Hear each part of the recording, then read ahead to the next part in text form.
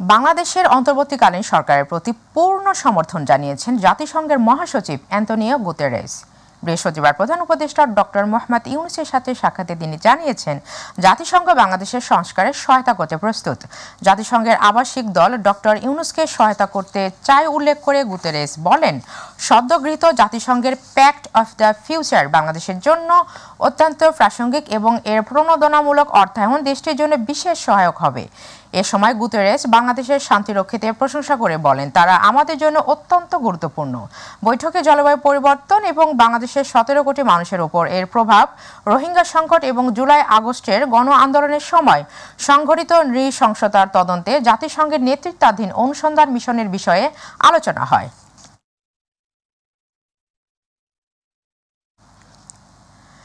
বাংলাদেশ পুনর্গঠনে সহায়তা করতে ওয়াশিংটন একসঙ্গে কাজ করবে বলে জানিয়েছেন মার্কিন যুক্তরাষ্ট্র পররাষ্ট্রমন্ত্রী অ্যান্টনি ব্লিংকেন। তিনি অন্তর্বর্তীকালীন সরকার গৃহীত সংস্কার কার্যক্রম ও দুর্নীতির বিরুদ্ধে লড়াইয়ে সহায়তার প্রতিশ্রুতি ব্যক্ত করে বলেছেন, বাংলাদেশ থেকে চুরি হয়ে যাওয়া কোটি কোটি টাকা ফেরত আনার ক্ষেত্রে তারা সহায়তা করবে। যুক্তরাষ্ট্র নিউ ইয়র্ক স্থানীয় সময় বৃহস্পতিবার একটি হোটেলে প্রধান উপদেষ্টা অধ্যাপক ডক্টর মোহাম্মদ ইউনূসের সঙ্গে যুক্তরাষ্ট্রের পররাষ্ট্রমন্ত্রী অ্যান্টনি ব্লিংকেন বৈঠক করেন। অধ্যাপক ইউনূস বর্তমানে জাতিসংঘের সাধারণ পরিষদের অধিবেশনে যোগ দিতে নিউ ইয়র্ক সফরে রয়েছেন।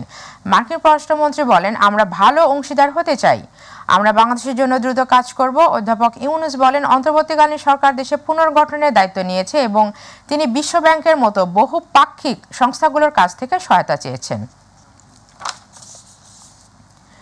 দেশের 8 অঞ্চলে ঘন্টায় 45 থেকে 60 কিলোমিটার বেগে ঝড় হতে পারে বলে জানিয়েছেন আবহাওয়া অধিদপ্তর।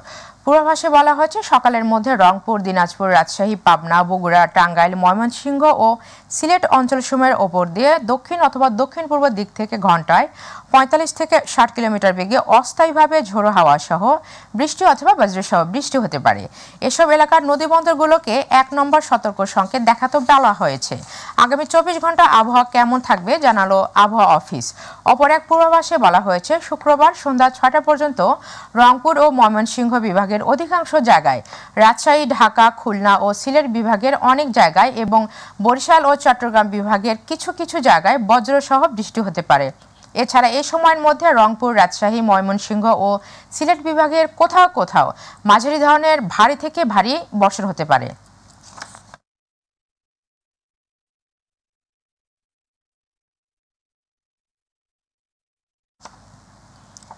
গ্যাস, বিদ্যুৎ সমস্যা সহ খানাখন্দে জর্জরিত ঢাকা দক্ষিণ সিটি কর্পোরেশনের 49 নম্বর ওয়ার্ডের ধলপুর এলাকার বাসিন্দারা দীর্ঘদিন এসব না থাকায় নাওয়া খাওয়া থেকে শুরু করে নানাবিধ সমস্যায় জর্জরিত এই এলাকার মানুষ। ব্যবসা বাণিজ্য থেকে শুরু করে মানুষের স্বাভাবিক চলাচল করতে পারছেন না তারা।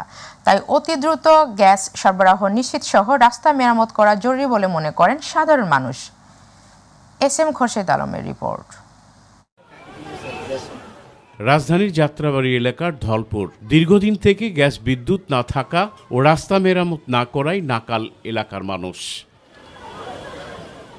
দীর্ঘদিন থেকে গ্যাস না থাকায় দুর্বিষহ অবস্থার কথা জানালেন এলাকাবাসী। গ্যাসের লাইনে পানি জমে থাকায় নানা প্রতিবন্ধকতা সৃষ্টি হচ্ছেও বলে জানান তারা। আর রাত্রে আসে মনে করেন ফুল গ্যাস পাইতে পেতে আমাদের একটার আগে ফুল গ্যাস আমরা পাই না, তো মানুষ কিভাবে রান্না করবো? আর বিকালে একটু যদি কখনো আসে কখনো আসে না। এত রাত্রে যদি গ্যাস আসে ফজর আজানের আগে চলে যায়, ওই সময় রান্না করবো না ফজর তো রান্না করবো। আমাদের ঠিক মতো ঘুমও হয় না, বাচ্চা সকালে স্কুলে যায়, ভালো করে টিফিন দিতে পারি না। সুয়ারেজ লাইন মেরামতের নামে রাস্তা কেটে ফেলে রাখায় ঘটছে দুর্ঘটনা।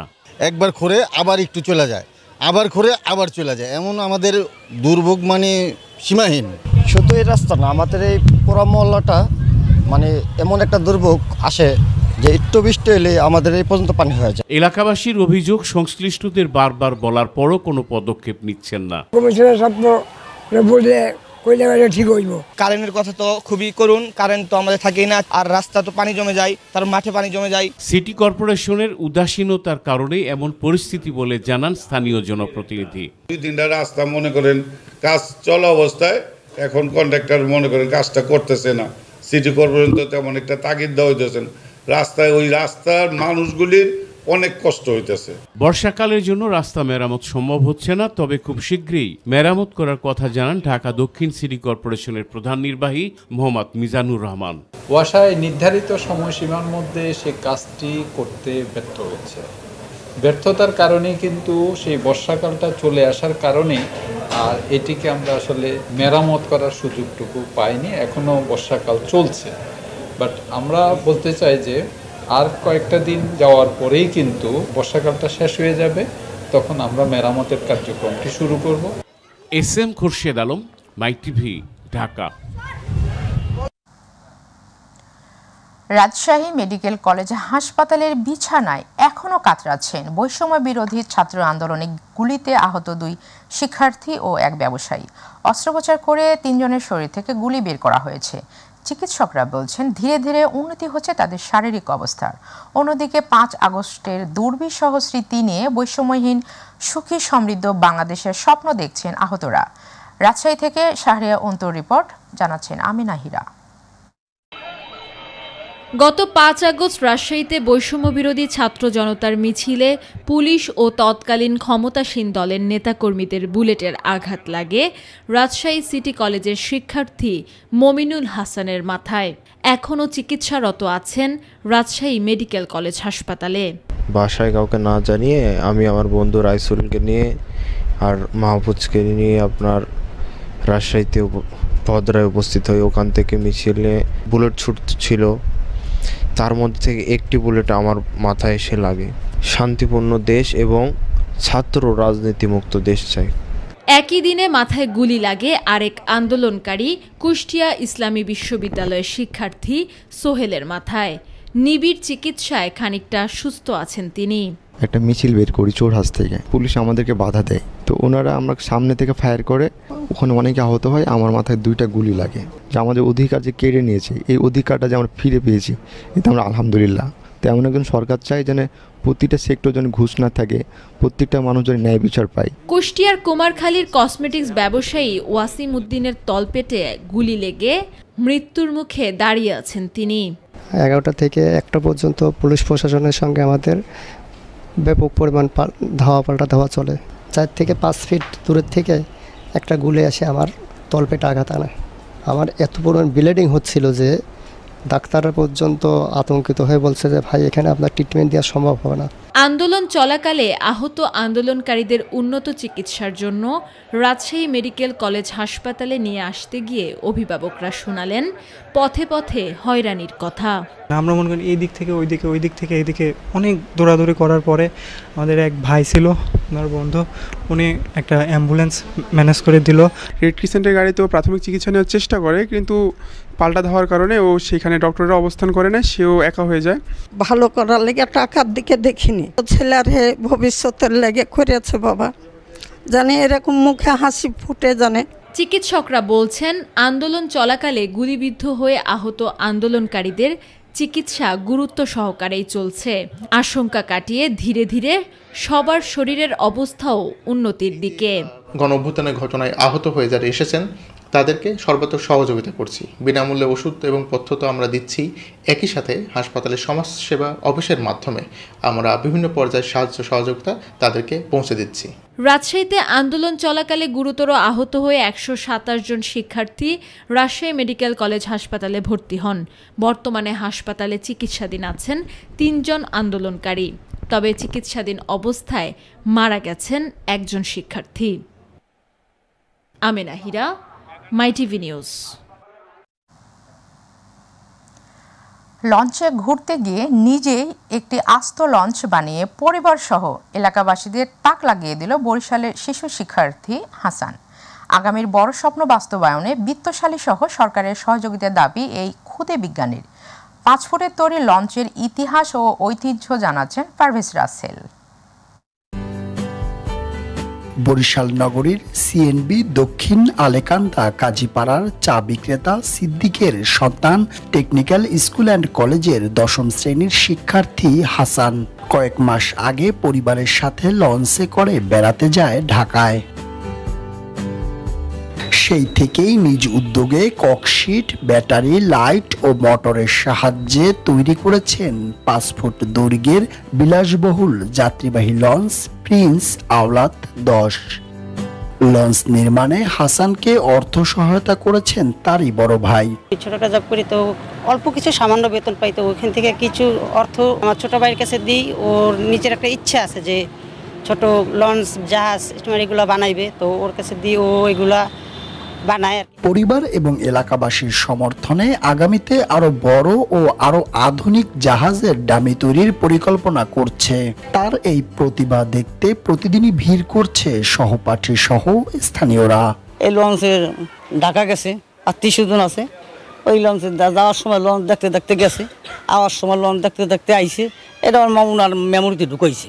হাসানের স্বপ্ন পূরণে সরকারের পাশাপাশি বিত্তশালীদের পৃষ্ঠপোষকতার দাবি এলাকাবাসীর। ওর জন্য এটাই প্রত্যাশা করি, কোনো প্রতিষ্ঠান বা সরকার পক্ষ থেকে যদিও কোনো আর্থিক ভাবে সুবিধা পেত, তাহলে ওর এই প্রতিভাটাকে কোনো কাজে লাগাতে পারত। ঢাকা বরিশাল মানে যাওয়াকালীন দেখতাম, ভালো লাগতো। তারপর ওই সময় থেকেই শুরু করে যে এরকম লঞ্চ বানাবো, এগুলো দেখতে সুন্দর, ঠিক আছে। তারপর ওইখান দিয়ে এগুলো লঞ্চ বানানো শুরু করি। সরকার সহ সংশ্লিষ্ট দপ্তরগুলোর পৃষ্ঠপোষকতা পেলে এসব ক্ষুদে মেধাবী বিজ্ঞানীরা সুযোগ পেত তাদের মেধা বিকাশের। তবে ভূমিকা রাখত আগামীর স্বনির্ভর বাংলাদেশ বিনির্মাণের। পারভেজ রাসেল, মাই টিভি, বরিশাল।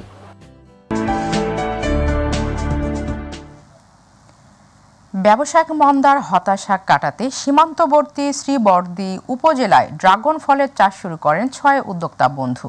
অল্প খরচে ড্রাগন ফলের বাগান করে সফলতার মুখ দেখছেন তারা। ফুল আর রঙিন ফল দেখে জেলার বিভিন্ন প্রান্তের চাষিরাও আগ্রহী বাগান তৈরিতে।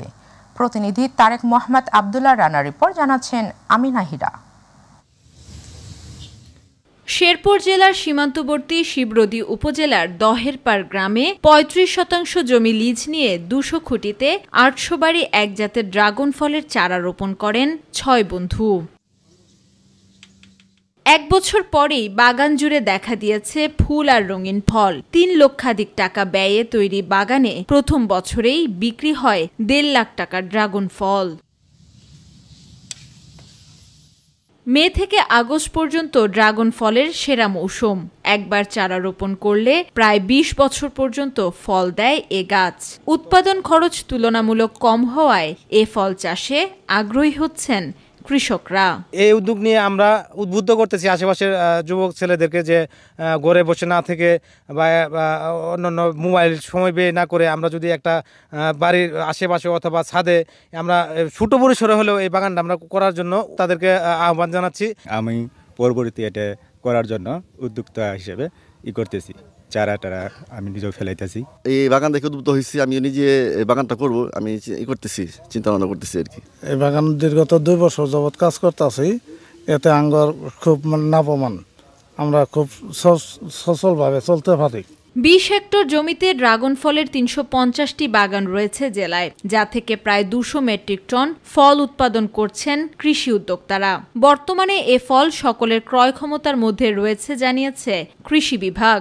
আমরা কৃষি বিভাগ সবসময় এই ধরনের উদ্যোগকে উৎসাহিত করি। আমাদের শ্রীবরদী উপজেলা কৃষি অফিস তাদের সাথে যোগাযোগ রাখছে, প্রয়োজনীয় পরামর্শ দিচ্ছে। আমরা আশা করি এই ধরনের উদ্যোগ আরও বিস্তৃত হবে এবং আমাদের বাংলাদেশ ফলে ফসলে যেরকম সমৃদ্ধ, সেখানে আমাদের এই শেরপুর জেলা অবদান রাখবে।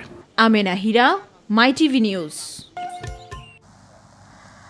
আসন্ন শারদীয় দুর্গাপূজা উপলক্ষে বেনাপোল স্থলবন্দর দিয়ে ইলিশের প্রথম চালান রপ্তানি হয়েছে ভারতে। 6টি ট্রাকে করে 18 মেট্রিক টন ইলিশ রপ্তানি হয়েছে ভারতে।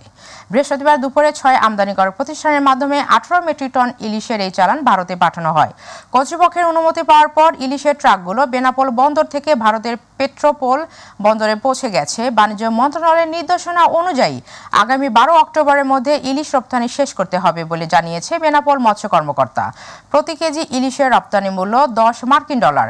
ভারতের অনুরোধের প্রেক্ষিতে বাংলাদেশ সরকার 49টি রপ্তানিকারক প্রতিষ্ঠানকে 2420 মেট্রিক টন ইলিশ রপ্তানির অনুমতি দেয়।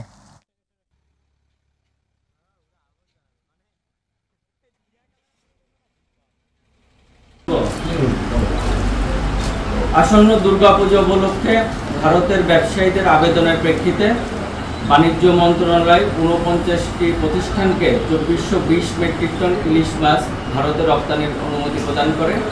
সেই প্রেক্ষিতে আজকে বেনাপোল স্থলবন্দরের মাধ্যমে 4টি প্রতিষ্ঠানের মাধ্যমে 12 মেট্রিক টন ইলিশ মাছ ভারতে রপ্তানির জন্য আমরা অনুমতিপত্র প্রদান করেছি।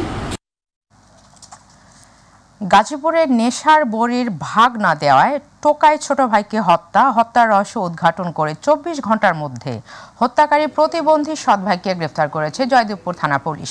ভিক্ষা করে জমানো প্রতিবন্ধী ভাইয়ের কাছ থেকে টাকা নিয়ে নেশা করা, তাকে মারধর করা এবং নেশার বড়ির ভাগ না পাওয়ায় রাগে ক্ষোভে কাচের ভাঙ্গা বোতল দিয়ে আঘাত করে ছোট ভাই টোকায় আবু বকরকে হত্যার ঘটনায় সৎ ভাই প্রতিবন্ধী আব্দুল হালিমকে গ্রেফতার করে জয়দেবপুর থানা পুলিশ। দুপুরে জয়দেবপুর থানায় সংবাদ সম্মেলনে গাজীপুরের অতিরিক্ত পুলিশ সুপার মিরাজুল ইসলাম চাঞ্চল্যকর হত্যার রহস্য উদ্ঘাটনের তথ্য নিশ্চিত করেন। সিরাজগঞ্জে কর্মরত ডাক্তার ও ফার্মাসিউটিক্যালস প্রতিনিধিদের সাথে স্বাস্থ্য বিষয়ক এক মতবিনিময় সভা অনুষ্ঠিত হয়েছে। বৃহস্পতিবার বিকেলে সিরাজগঞ্জ শহরে প্রেসক্রিপশন পয়েন্টে সিরাজগঞ্জ শহীদ এম মনসুর আলী মেডিকেল কলেজের ক্যান্সার বিশেষজ্ঞ ডাক্তার নূর মোহাম্মদের সভাপতিত্বে আলোচনা সভায় বক্তব্য রাখেন doctor Asim Kumar Ghosh, doctor Sakhawat Hossain, doctor Zakir Hossain, doctor Kamal Ahmed, doctor Salma Akter, doctor Banashree Saha সহ অন্যান্যরা। মতবিনিময়ে বক্তারা বলেন, সিরাজগঞ্জের অসুস্থ মানুষদের উন্নত মানের চিকিৎসা প্রদানে সকল প্রকার সহযোগিতা করা হবে। অসহায় মানুষদের মাঝে বিনা পয়সায় চিকিৎসা দেওয়ার প্রতিশ্রুতি দেন।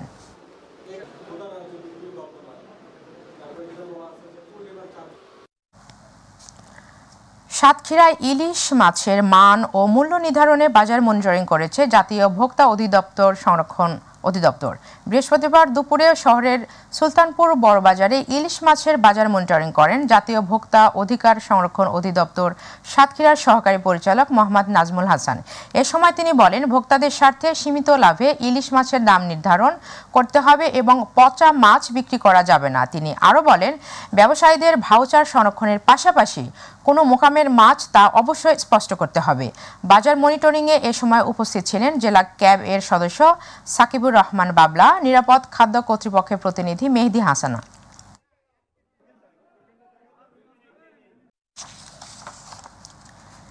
দেশীয় মাছ রক্ষার্থে ফরিদপুরের সালথায় অভিযান চালিয়ে অবৈধ কারেন্ট জাল ধ্বংস করেছে ভ্রাম্যমাণ আদালত। বৃহস্পতিবার দুপুরে সালথা বাজারে ভ্রাম্যমাণ আদালত পরিচালনা করেন উপজেলা নির্বাহী কর্মকর্তা মোহাম্মদ আনিসুর রহমান বালি। এই সময় অভিযুক্ত 4 ব্যবসায়ীকে সর্বমোট 4000 টাকা জরিমানা করা হয় ও অবৈধ জালগুলো উপজেলা চত্বরে এনে পুড়িয়ে ধ্বংস করা হয়। অভিযানকালে উপজেলা মৎস্য অফিসার শাহ মোহাম্মদ শাহরিয়ার জামান সাবু সহ পুলিশ ও আনসার বাহিনীর সদস্যরা উপস্থিত ছিলেন।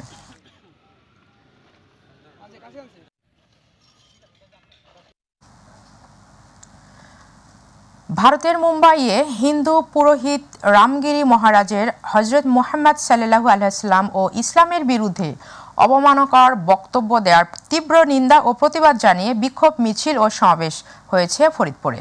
বৃহস্পতিবার দুপুরে সরকারি রাজেন্দ্র কলেজের শিক্ষার্থীদের উদ্যোগে কলেজের শহর শাখা মিছিলটি বের করা হয়।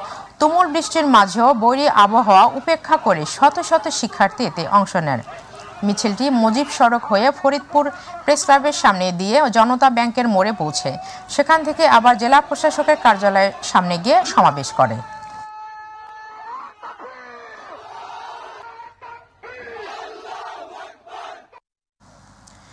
মেহেরপুর জেলার নবাগত জেলা প্রশাসক ও বিজ্ঞ জেলা ম্যাজিস্ট্রেট সিফাত মেহনাজের গাঙ্গী উপজেলায় আগমন উপলক্ষে কর্মকর্তাবৃন্দ ও সুধীজনদের সাথে এক মতবিনিময় সভা হয়েছে। বৃহস্পতিবার বিকেলে উপজেলার সভাকক্ষে এই মতবিনিময় সভা হয়। সভায় সভাপতিত্ব করেন উপজেলা নির্বাহী অফিসার প্রীতম সাহা। এ সময় উপজেলা সহকারী commissioner Saddam Hossain, officers in charge Tajul Islam, upazila কৃষি অফিসার ইমরান হোসেন, উপজেলার স্বাস্থ্য কর্মকর্তা সুপ্রভা রানী, উপজেলা সাবেক মুক্তিযোদ্ধা কমান্ডার শামসুল আলম সোনা সহ উপজেলা প্রশাসনের বিভিন্ন কর্মকর্তারা উপস্থিত ছিলেন।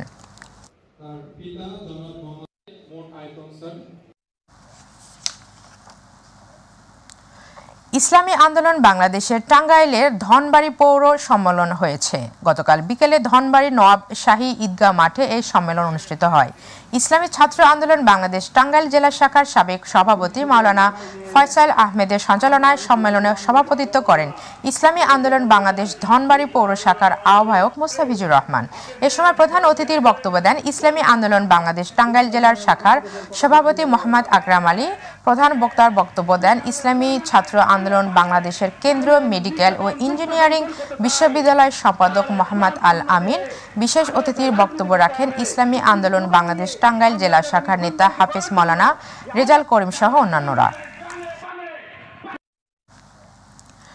লক্ষ্মীপুরের রহমতখালী খাল পরিষ্কার পরিচ্ছন্নতা অভিযানের উদ্বোধন করেছেন জেলা প্রশাসক রাজীব কুমার সরকার। বৃহস্পতিবার দুপুরে লক্ষ্মীপুর পৌরসভার উদ্যোগে মাদাম ব্রিজ এলাকায় এই খাল পরিষ্কারের মাধ্যমে এই অভিযান উদ্বোধন করা হয়। পৌরসভার ১৩টি খালে এই অভিযান পরিচালনা হবে। এছাড়া একযোগে জেলার রায়পুর, রামগতি ও রামগঞ্জ পৌরসভাতেও খাল পরিষ্কার অভিযান চলছে।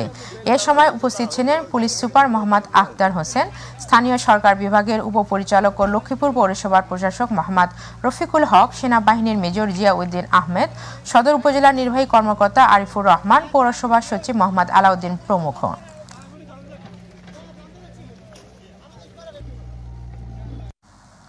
কালকিনি প্রেস ক্লাবে ২০২৪-২৫ সালের পূর্ণাঙ্গ কমিটি পরিচিতি সভা হয়েছে। বৃহস্পতিবার সন্ধ্যায় স্থানীয় একটি রেস্টুরেন্টের হল রুমে সংগঠনের সভাপতি শহীদুল ইসলাম সর্দারের সভাপতিত্বে ও সিনিয়র সহসভাপতি জাকির হোসেনের সঞ্চালনায় এতে উপস্থিত ছিলেন উপজেলা বিএনপির সাবেক সাধারণ সম্পাদক মাহবুব মুন্সি।